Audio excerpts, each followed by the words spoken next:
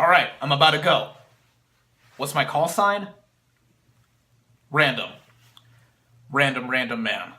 Yes. Alright, I'll get going. Save the rebellion. Save the dream. Inspire hope. A new hope.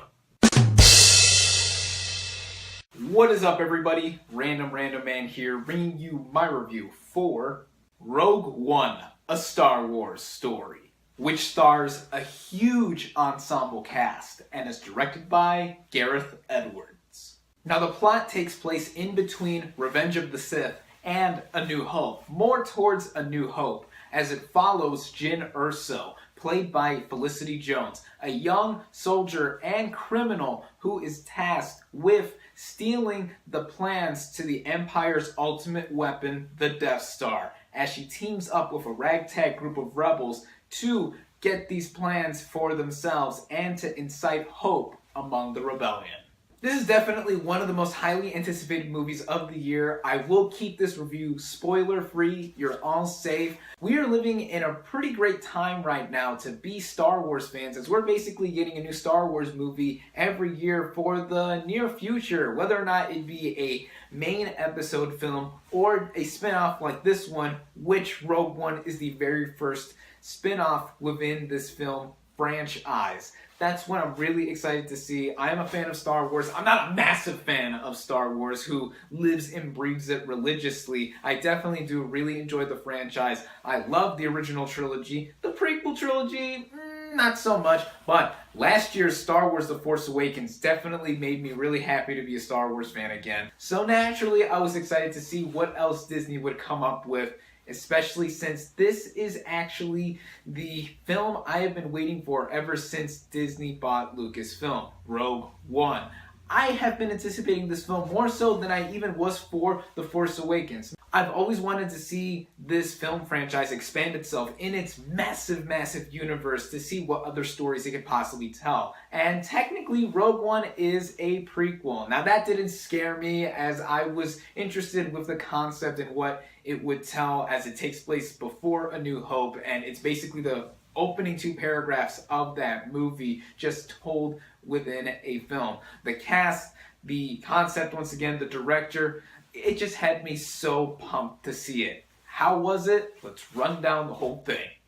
Right off the bat with the cast, let's start out with the lead of this film, Felicity Jones. This is an actress I do love.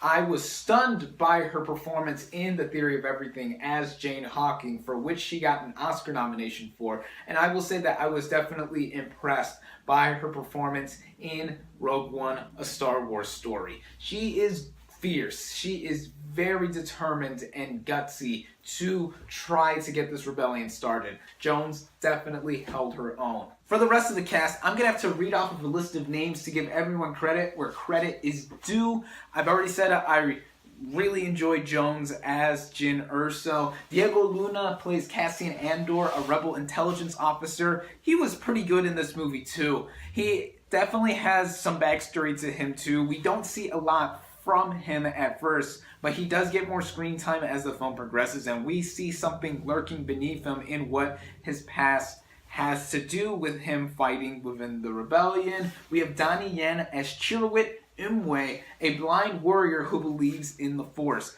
Total badass. He is a Chinese actor who is really good in the Ip Man movies, as I've heard. I've never seen that trilogy of films, but as this blind warrior, he definitely made an impression on me as someone who was really Force sensitive in that regard. We also have another Chinese actor, Jiang Wen, as Baze Malbus, a rebel warrior and mercenary who looks after Chirrut. I think he did also a superb job. Mads Mikkelsen plays Galen Erso. He is the father of Jyn Erso and the engineer responsible for creating the Death Star. I liked his character being integral to the story. He definitely has a pivotal role in this movie in getting the rebellion to take down take the plans of the Death Star for themselves and to destroy the Death Star, as we later see in A New Hope. Alan Tudyk as K2SO,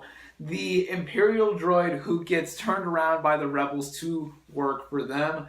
it's really cool to see Alan Tudyk play another robot. I really enjoyed him as the robot Sonny in I, Robot, but here he has definitely played up a lot more for laughs as opposed to that sci-fi film. Riz Ahmed plays Bodhi Rook, a former Imperial pilot who helps the rebels. I really enjoy him as an actor. Loved him in Nightcrawler in 2014, one of my favorite films of that year. Nice to see him get a role in this type of franchise, as he is also having a pivotal role within this movie in helping the rebels and also having to do with a subplot involving Galen Erso. And the last notable player I will mention is Forrest Whitaker as Saw Gerrera. He is a character who has previously appeared in the Clone Wars cartoon series, which I personally have never seen. I'm more so stuck to the movies within the Star Wars universe.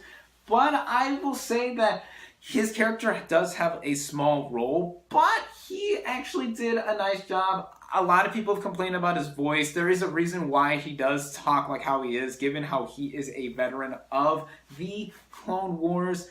But yeah, I can see how grating it was, but the role he had, especially the connection that he carried between himself and Jyn Erso, was integral to the first half of the movie in which he appears in. So basically, as for this cast, I think this is the most diverse cast we have seen among the Star Wars films thus far, and I thought they all really impressed me. Now, the plot to this movie, like I've said before, this takes place more towards before the timeline of A New Hope.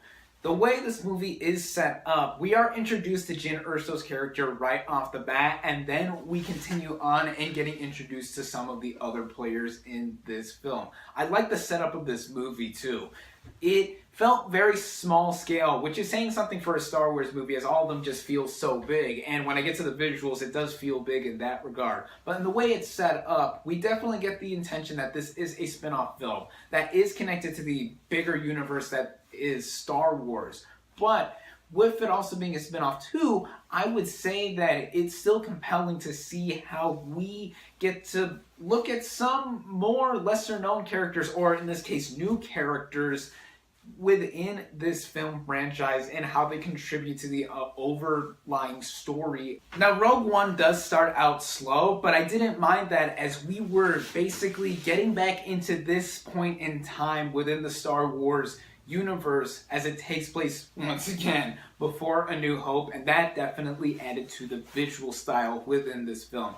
I would almost describe it as taking the modern approach that The Force Awakens took with its visuals and mixing it with how the original trilogy looked. The production design in this movie is immaculately put together. The locations and where this movie was shot all over is so beautiful, so gorgeous to look at. I also really admire how the costume designs and other practical effects that were used in this movie still made me feel like I was watching a Star Wars film.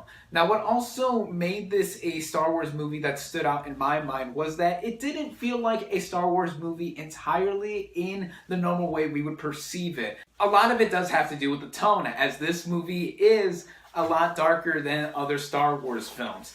The tone is more reminiscent of The Empire Strikes Back, which is one of the darker Star Wars movies. This movie isn't overtly dark, though. I wouldn't say it's to the point where it's manically depressing, but there is a serious factor to this in that it follows the rebellion, and this movie is a war film, essentially. With that being said, too, there was a bit of controversy regarding this movie in that there were expensive reshoots that had to be done over this past summer to fix the tone within this film, according to Disney. I didn't notice any of the reshoots being done, actually, because I thought the way the film was all strung together still had me really interested to see what would happen next. And then every time we get action sequences, they are masterfully done.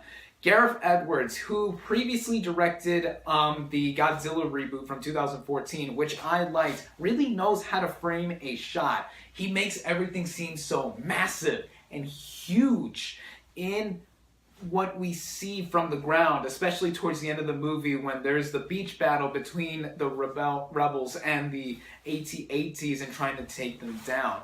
The sense of scale that Edwards has is really accomplished. I thought he was able to really focus in on the horrors of war within the Star Wars universe so well, as it does feel like a legit war film.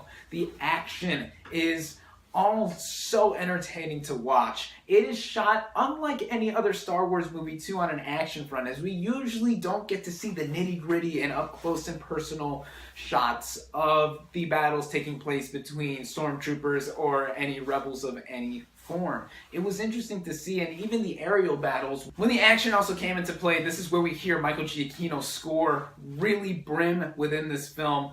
This score I really liked. I'm obviously not going to compare this score to John Williams' iconic scores from past films, but I will say that it was interesting to hear Giacchino borrow some elements from Williams' past scores while also creating his own. I did also hear that Giacchino had to score this movie pretty fast, as he had to replace Alexandre Desplat, who was not able to score this film. But I think that Giacchino still did a pretty good job. Is it among my favorite scores within this film franchise? No. I still thought Giacchino did a superb job with creating a Star Wars score. I thought the way it was integrated in the action sequences in particular really made it stand out, especially since the movie brisked along at a nice running time at about 2 hours and 15 minutes, where I was always engaged. In between the action sequences where we do get character moments, this is where I will bring up a couple of issues I did have with this film. Despite me really digging this movie throughout, I will agree with what many people say in that the characters were quite underdeveloped at times. We don't get much backstory to some of the characters I previously mentioned. We only get little characteristics about them and what makes them stand out within their personalities. Now, speaking of other characters, yeah, there's a little known person named Darth Vader who does show up in this movie. Now, he doesn't show up in this movie until halfway through the running time. That's not spoiling anything. We all know he's in this movie. He's once again voiced by James Earl Jones. Amazing to hear his iconic voice as this character once again.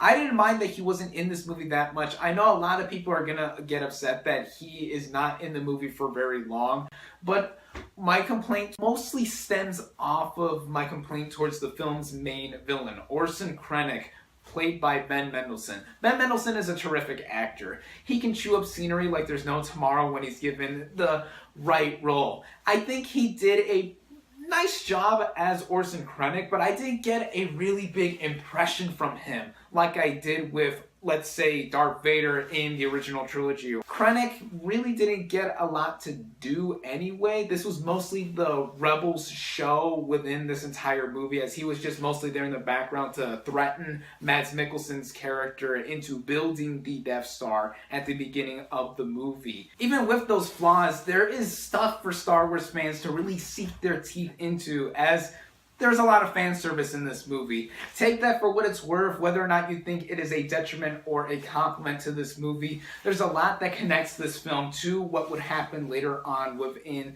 this saga. I would say also that it really shows how much that this movie is going to set the ground running for seeing other plots within the Star Wars universe show up, as I'm really interested to see what will happen with the other spin-off movies that are planned for Star Wars to even happen. My final thoughts on this movie are that it is a small-scale yet outstandingly solid entry within the Star Wars saga that does inspire hope. I do mean that literally and figuratively. It inspires hope within the rebellion that are trying to get the Death Star plans within the plot of this movie, but also it does segue into A New Hope really, really well. The cast, even if the characters are underdeveloped at times, some get more personality and development than others. I still think that the way it is the most diverse cast I've ever seen in a Star Wars movie thus far. They all get at least 1 or 2 moments to shine in being badass or just straight up engaging as characters. The writing, how it sets itself up as a spin-off film, but also contributes to the bigger picture within this big saga. The visual effects are incredible. The action sequences are so well done and entertaining to watch. The final third of this movie is worth the price of admission alone. I thought the way it was shot and it being a war movie within the Star Wars universe that really lives up to that name is so nice to see. The score by Michael Giacchino, the editing, the cinematography, the locations, production design, anything that makes a Star Wars movie in the best way possible, a lot of it is shown within Rogue One. Now, how do I compare it to the rest of the franchise? It's really hard for me to say. I do think this is the best prequel. I will say that right off the bat. How it compares to the original trilogy, it's really hard to touch the original trilogy. How would it compare to The Force Awakens? I would have to watch Rogue One or two more times to really see how it stacks up against The Force Awakens, as both films are different within their own rights, even within the same franchise. Any Star Wars fan will get a kick out of seeing a lot of references and just how it is a unique Star Wars film. I definitely recommend it. My final verdict for Rogue One, A Star Wars Story, is 4 out of 5 stars. Thank you all, as always, for watching. Be sure to like this video, comment on what you thought of Rogue One, A Star Wars Story. Subscribe to my channel for more, and I'll catch you on the next movie review. May the Force be with you.